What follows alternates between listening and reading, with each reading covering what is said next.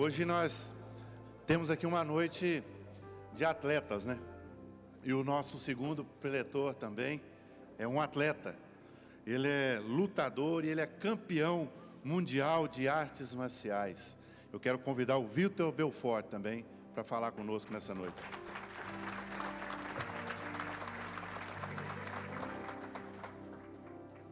Boa noite, Pai do Senhor. Depois desse fôlego aí que Ele deu para mim, foi uma maravilha. Estou renovado.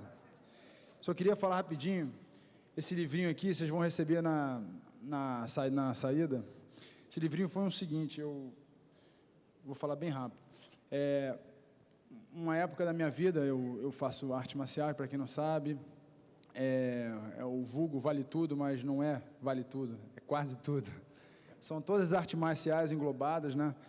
E uma vez um homem religioso me encontrou e falou que o que eu fazia não era de Deus. E naquele momento eu fiquei muito assim preocupado. E eu falei para ele, por quê? Porque não é de Deus. Eu penso que seja qualquer profissão que a gente possa exercer hoje em dia, a gente tem a oportunidade de exercer o lado bom ou o lado ruim. É uma escolha, né? Algumas pessoas escolhem o lado bom e o lado ruim. Então, quando eu luto, eu nunca tive raiva, meu intuito nunca foi agredir o meu adversário, eu sempre foi vencer ele com as minhas técnicas, com a minha habilidade.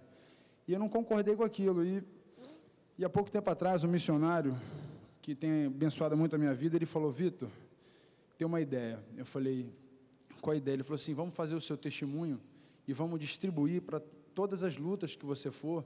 Quantas pessoas tiverem, você distribui esse folhetinho. E eu comecei a fazer isso na minha última luta, minha penúltima luta, e eu tive a oportunidade de fazer isso. Então, em todo lugar que eu vou hoje em dia, ou seja falar, ou qualquer coisa, Deus me encorajou e eu fiz esse livrinho, e aqui fala um pouquinho do meu testemunho bem rápido, mas eu vou dividir com vocês aqui uma parte dele. Quando eu tinha 20 anos, eu me converti pela dor, né? E foi dessa forma, eu sofri uma hérnia de disco, né, e todos os médicos olhavam a minha ressonância e falavam que eu nunca mais ia poder lutar. E aquilo, meu mundo caiu, porque quando eu comecei a fazer a parte do esporte, o Brasil nunca teve muito apoio, né, as faculdades, a escola, eu tive que largar os estudos e seguir, eu acreditava, né, eu tinha aquela vontade de ser campeão, quando eu era pequenininho eu falava para minha mãe, eu quero ser campeão mundial de boxe, e acabei sendo campeão mundial de vale tudo, mas eu tinha aquele sonho. E quando aconteceu aquilo, eu falei, poxa, eu devia ter estudado, eu devia ter exercido uma faculdade. Eu me lembro que eu estava do lado do meu pai, o meu pai falou assim, não, sempre dá tempo de você voltar aos estudos e tudo mais. Eu falei, E um amigo meu, ele me pegou um preparador físico, vou levar o seu ressonância para um fisioterapeuta. E ele levou, e esse fisioterapeuta falou, não, vamos fazer cirurgia que não precisa. Eu tinha passado em vários médicos já, e a gente tratou, depois de 8 meses eu consegui voltar a lutar, a ter belas vitórias, bela performance, mas entre esse tempo, eu me lembro que a minha tia foi a primeira a se converter, inclusive ela está aqui, agradecer a presença dela, ela foi a primeira a se converter e converteu minha família, assim, quase toda, e eu era o único que estava ali, meio assim, fazia 1000 perguntas, questionava muito, mas nesse momento eu estava num momento de dor, de momento de desespero, né? Era a minha vida era lutar, era a única coisa que eu sabia fazer naquele momento. E eu me lembro que quando eu passava para a escola, tinha um rapaz que ficava num skate, ele não tinha as pernas, ele vivia no skate, desde pequeno eu me lembro que eu via ele sempre que eu ia para a escola. E nesse dia o pastor estava pregando, falando para mim a vida de Jó, como foi a vida de Jó, né? Quem conhece aquele ditado? Paciência de Jó. Levanta o dedo aí, quem conhece aquele ditado? Aquilo não é um ditado, aquilo é uma verdade. Jó era um livro da Bíblia, é um homem que sofreu muito, né, pela permissão de Deus, mas não vou me prolongar na vida de Jó, não, vou direto ao assunto que a gente está aqui. Então, ele me explicou a vida de Jó e eu comecei a questionar ele. Eu falei, mas por que Deus fez isso com Jó? Eu estava ali... Eu parecia um juiz, por quê? E ele falou assim, Vitor, tem coisas que você não pergunta por quê, é para quê. E eu, tudo bem, eu fui falando, aí eu comecei a dar o exemplo sempre físico, né? Eu falei assim, mas por que o cara que não tem uma perna, o cara que não tem um braço, ele não é mais feliz que o cara que tem uma saúde perfeita? Ele fala: Vitor, a saúde, a felicidade, ela mora dentro da gente, não estão nos nossos braços, nas nossas pernas. Mas eu não entendia naquele momento, eu estava cego, como esse cego o de Jericó que ele falou. Eu estava cego e não queria saber, eu queria só questionar. Ele falou assim: bom, até aqui eu já falei, vamos orar, ora do fundo do seu coração que Deus vai te responder.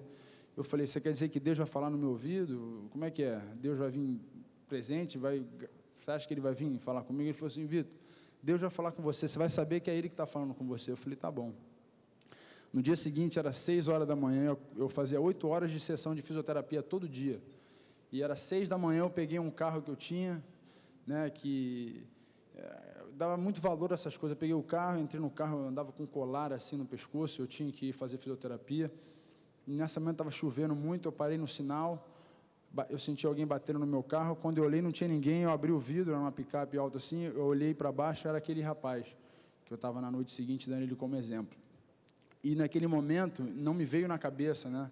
Eu só estava chorando, todo dia que eu ia para a fisioterapia, eu ia chorando sozinho no carro, né? E falando com Deus, né? Ele falou: Vitor, conversa com Deus, ora com Ele, é intimidade, né? Jesus, Ele não pregou religião, Ele pregou intimidade, então você tem que ter intimidade com Deus. Então, eu, do meu jeito, eu conversava com Deus do meu jeito. E naquele momento ele olhou para mim, eu falei: pô, vou comprar um chiclete aqui seu hoje. Ele já me conhecia desde pequeno e tal. Aí ele falou assim: não quero te vender não, Vitor, você está triste, pô, quero que você compre esse chiclete não, eu só quero te falar uma coisa, eu senti no meu coração, quando você parou aqui o carro, de falar uma coisa que eu nunca falei para você. Eu falei: pô, fala. E eu não fiquei com vergonha de falar por que eu estava chorando, né? Eu falei: não é nada não, uma coisa aí e tal, porque o cara estava num skate, vendendo chiclete, numa chuva, com uma capa, um saco de lixo cobrindo a cabeça dele. Eu ia falar para ele que eu estava com o número do meu carro, acabei de sair do meu conforto, falar que eu estava com um problema de hérnia cervical. Eu não tive cara de pau de falar isso, né? Então, naquele momento, ele falou: Vitor, eu queria te falar que Jesus te ama, que Jesus é o caminho, Ele vai te... Ele falou que precisava falar isso para mim. Ele falou: entrega seu caminho a Jesus, que Ele tudo vai fazer na sua vida, não se preocupa. Seja o que for que você está passando, não se preocupa, vai na fé. Aí ele falou: você está me vendo nesse skate aqui? Muitas pessoas que param aqui, compram chiclete de mim, compram por pena. Eu sou um cara, às vezes eu sou muito mais feliz do que muitos caras que estão dirigindo um carrão, morando em frente à praia. Eu sou muito feliz, Vitor, eu queria que você soubesse disso. E então é isso. Aí o sinal abriu, eu falei: beleza. Quando eu saí daquele sinal, aquele dia marcou a minha vida. Eu tinha certeza que Deus tinha falado comigo, era Deus ali falando comigo. E eu saí dali envergonhado de tudo que eu tinha falado no dia anterior, né, questionado. E Deus falou no meu coração que os nossos questionamentos, eles podem existir, vão sempre existir, mas o importante é a gente poder deixar Deus agir na nossa vida, a gente convidar Ele para entrar no nosso coração. E essa foi a parte mais difícil para mim. Eu sempre fui muito resistente, sofri muito com essa minha resistência. Então, basicamente foi esse meu encontro. Eu tive vários deslizes, vários reencontros com Deus, e o mais impressionante é que eu vejo que Deus ama todos nós, né? Todos. Todo mundo que existe nesse mundo Ele ama, mas Ele não gosta de todo mundo. E o que quer dizer isso? Quando a gente tem um filho, tem 2 filhos, um filho acaba sendo um filho exemplar e o outro filho não, é um assassino, uma pessoa ruim.